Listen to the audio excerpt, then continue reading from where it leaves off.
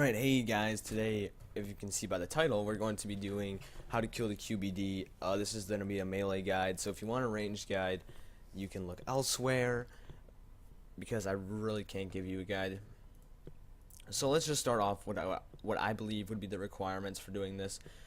So if don't have to ask me, do you think I can do this, and put all your requirements down the bottom. Here's what I'm just going to tell you what I would suggest having.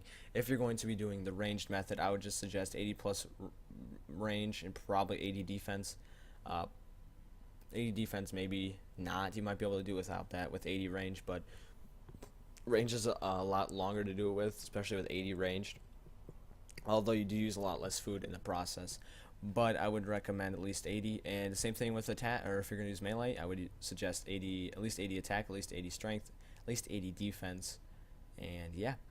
And you're also, I would highly suggest having 92 prayer, but that's not necessary.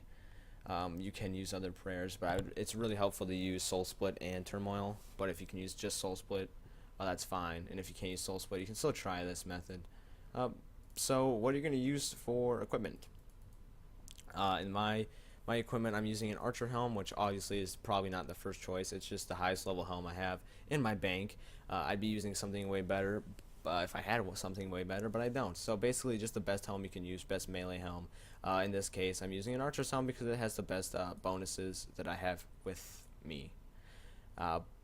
Again, basically the best amulet you can use, Amulet of Fury, Amulet of Fury, Amulet of Fury, or the Amulet of Glory will work probably, and then also the best armor you can wear. So best armor you can wear or have. So I'm using Bandos chestplate and Bandos tassets, and it's just wear the best you can wear for whatever you're gonna use.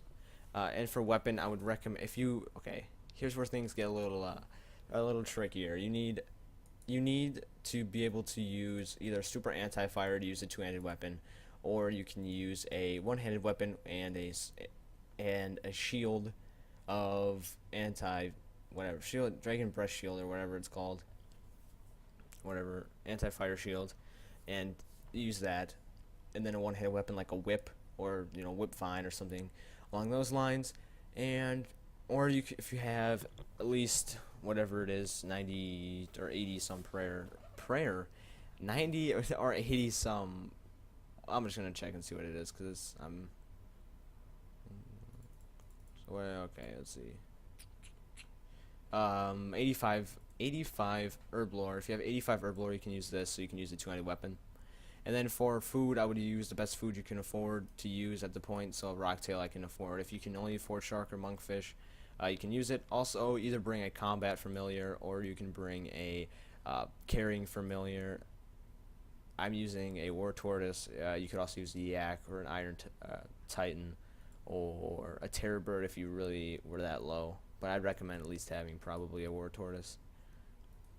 And what you want to do when you're ready, also you can use overloads or supers or extremes. So when you're ready, you want to go to Port Sarum. I don't know how to pronounce this. Everyone pronounces it different, I swear. I'm gonna say I always said Port Saram, but I'm pretty sure that doesn't even look right. So I'm just gonna say Port Sarum for this part. And ability bar as well. You want to have your ability bar set up with basically whatever you want to use. This is just kind of what I use. If you guys want to base it off what I use, you can use it. But one thing I would really recommend to do if you're going to use melee is I would recommend using Berserk, because it really helps once you are in those stages when you get full adrenaline. Berserk really helps taking him down in health. So let's go down. You take that shortcut into here that I showed you, and then you want to go into here. And just right click pass through. I believe to get in you have to have 60 summoning. So, and just stand right here and just wait for him to get up. Don't use these right away, because you're just gonna waste like 15 seconds of it. You want to wait until he does his almost little roar motion there, and you want to start right there. And then you want to attack and start attacking, and you want to use your quick prayers. If you haven't set up or not, you can just go into your interface and just click them, obviously. So here we are, doing some pretty bad damage so far, not too much going on. You see we did some really good damage with, here's his first attack coming out. It is the firewall. If you want to, you can try to run in between this gap right here, but, oh my god, I almost died here. You can try to run in between that gap, but when I'm doing melee, I don't really usually run through it. If I'd be ranging, I would probably try to run through the gap, but not when I'm meleeing. I usually don't try to run through the gap because it usually just costs you damage you could be doing to the QBD, and it's not worth the time, really. So here I'm going to use that attack again. Does some really good damage, as you can see. It's almost down for his first wave, and there is his first phase done. So on to the second wave, or I guess it's not a wave, is it? But he's going to be using that attack, so we're going to use Berserk, and we're going to start doing some real damage to him here. See, we're doing some real big damage to him. And you can see that here, we're doing some crazy damage. And I ran out of prayer. You want to try to watch that as well as you can. I usually don't watch prayer as carefully as I should be, but you should watch it a lot more careful than I do. It's just, I never watch it, so. And he's almost down to second phase, and there's the second phase done. And we're gonna come over here and click the obelisk over the left hand, or I guess, yeah, the left obelisk is the next one you click on. One more thing I'd recommend is not to attack the grot worms that he pops out. If you attack those, it's just a waste of time. And he goes into crystal mode here, which is going to help us a lot. He's going to summon one of his tortured souls here. And I'm going to get that cross, and there we go, there. So you can do that kind of move where like you just sidestep it, and it'll actually, okay, it'll attack the tortured soul instead. It's really useful to do that. It makes them attack themselves pretty much. And we can see this is going pretty well, and there's our next one here. You want to go to the opposite one in the corner, the opposite obelisk, far right one, and take that out. And you can see he's actually spawned a really good amount of grot worms so far. And but they will do some damage to you, but you still don't want to mess with that. It's much better just to mess with the boss itself, QBD itself, than do that. It's just a waste of time.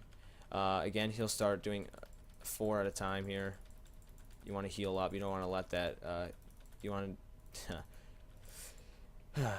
You don't want to try to mess with those. And he's going to start doing some real damage at this point. And here he's going to pull out his four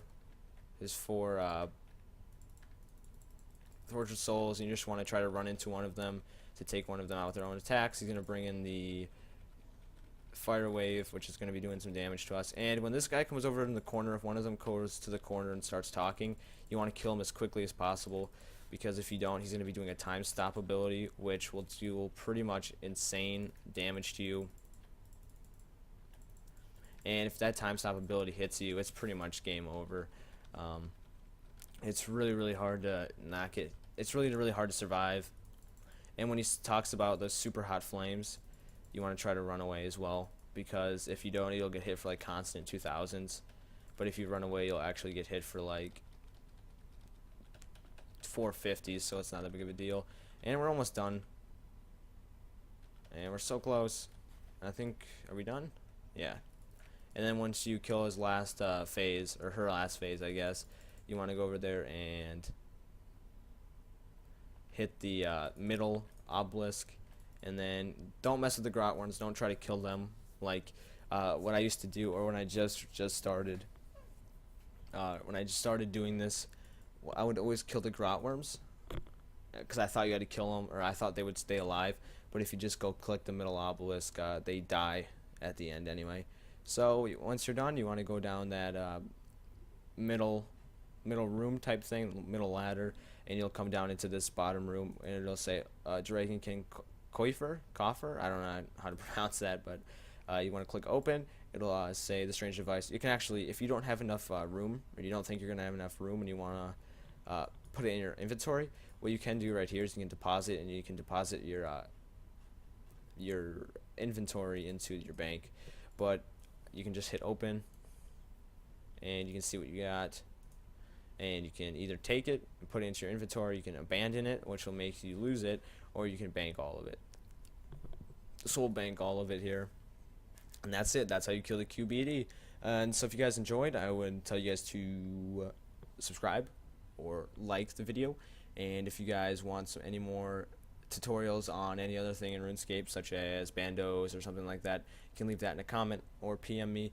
And I will see you guys later at a different time. And yeah, so check out some other videos if you want to. I'm sure they'll find something that interests you.